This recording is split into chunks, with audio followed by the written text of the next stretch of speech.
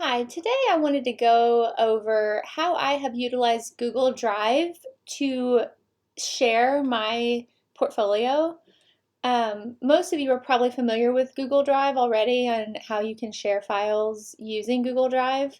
There is a good amount of free cloud storage that you get when you have a Gmail account. So I'm going to show you how I have used it in the past to share some of my files. So first of all, to get to my Google Drive, I go to my Gmail account. Oops, I click here to get to my Google Drive. This is the Google Drive icon, and it brings me to my drive.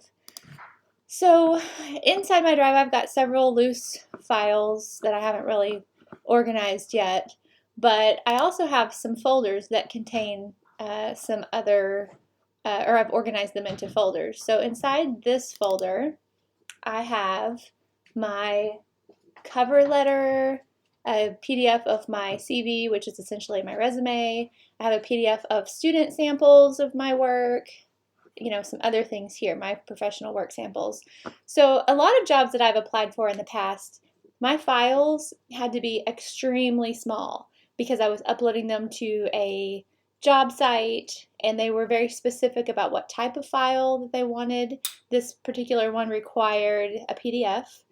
And one problem with that is that PDFs, even if you make them as small as you can make them, when they're multi-page PDFs, they can actually be still quite large files. So to get around that issue, I created essentially just a one-page PDF. It's a splash page with a link inside embedded within the PDF. And this link, if I click it, it opens a URL of a Google Drive folder. So within this folder, this is where my large PDF is stored, but the URL takes up virtually no space. So I was able to submit that that way, which cut down a lot of the size. I didn't have to try to mush this PDF down into very small files, megabytes. So where this particular PDF is located on my Google Drive, it's actually in a different Google Drive with a different email address that I have. But if I click there, this is my drive for my other account, and it is right here. So this is the PDF. I've just saved it within my Google Drive folder, and the link is directed right at this PDF. Now the way you get a link to share is by right-clicking, choosing Get Shareable Link. I think I've already done that, so I'm going to open my share settings. So this is the actual, sorry, I don't know what's going on with this little thing. Let me refresh my page. Okay, here we go. So this is my student work PDF. I'm going to right-click, choose Get Shareable Link. I have link sharing turned on. Anyone that I send this particular link to can view it. Now, I have the ability, if I open shared settings, I have the ability to allow them to edit my PDF as well, but in this case, I don't want anyone to edit my files, so they can see them, and that's all. But I would just copy that link right here, and what I did was I embedded it within my PDF file, which is right here, and that's the link that it's taking you to within my Google Drive. So I just wanted to share this information with you. I know that I'm requiring you to create your portfolios using Behance, but in the future you may not have a subscription to Behance where you can have your own portfolio shared.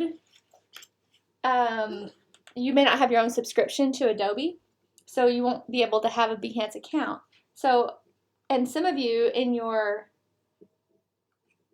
careers or job searches are going to need to be able to share large files.